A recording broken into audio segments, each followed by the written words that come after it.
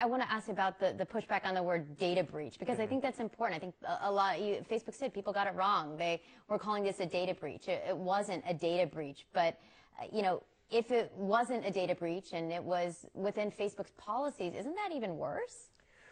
Well, this was certainly a breach of trust in that people didn't expect it.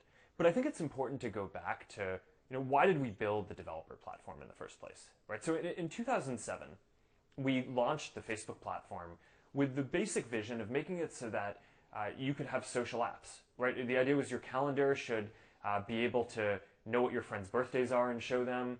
Maps should show where your friends' addresses are. And in order to do that, you need to make it so that a person can sign into an app and bring some of their data, but also some basic data from their friends. And it enabled a lot of new kinds of experiences. But I think what we learned over the years after launching that was that it also led the way to a lot of scammy developers. So that's why, as early as 2014, we had already taken the step of locking down the platform and making it so developers of apps like Kogan's couldn't get access to anywhere near the amount of data that they could before. But you could see that damage is still being done, because you have years later, 50 million users had their data harvested for political purposes.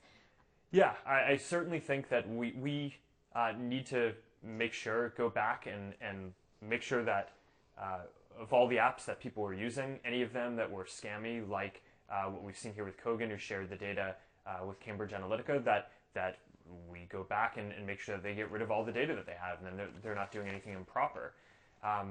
But I think it's important that people understand that we made the most important changes to protect people's data on the platform were these actions that we actually took in 2014. I am really glad now, sitting here today, that we got a little bit in front of that and took those steps years ago to make sure that this couldn't happen again today. And I respond to the users who say you didn't get in front of it because we're here talking about it today. Well, clearly I wish we'd taken those steps earlier. I mean, that I think is probably the biggest mistake that we made here is, knowing now that basically people, and the feedback from the community in the world, I think has overwhelmingly been that, if you balance these two values of being able to take your data and some data from friends to be able to have social experiences on other apps on the one hand, this ideal of kind of data portability, and on the other hand, making sure that your data is always locked down and guaranteeing that it never goes anywhere.